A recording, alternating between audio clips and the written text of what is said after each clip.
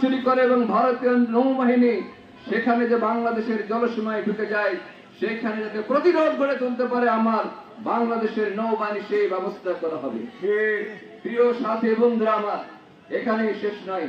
আপনারা জানেন বিগত 15 বছরে বাংলাদেশের ব্যাংকগুলিকে খালি আওয়ামী লীগের নেত্রী শেখ হাসিনা ওয়াজেদ, তার বোন শেখ রেহানা, তার ছেলে সজীব ওয়াজেদ জয়, তার মেয়ে পুতুল এবং কি তার বোনের ছেলেদেরা নামে বেনামে ব্যাংকগুলি থেকে হাজার হাজার কোটি টাকা লোন নিয়ে তারা বিদেশে পাচার করেছে। আর বিদেশে অসংখ্য ঘর বাড়ি এবং জমি জায়গা তারা কিনেছে, বাংলাদেশের অর্থনীতিকে পঙ্গু করে দিয়েছে। সেই কারণে বিএনপি তার 31 দফায় বলেছে বাংলাদেশের ব্যাংকিং ব্যবস্থাকে এমন ভাবে সাজানো হবে যাতে ভবিষ্যতে আর কেউ এইভাবে বাংলাদেশের সম্পদ লুট করে বিদেশে পাচার করতে না পারে, সেই ব্যবস্থা করা হবে। 31 দফার রূপরেখায় সেইটি বলা হয়েছে।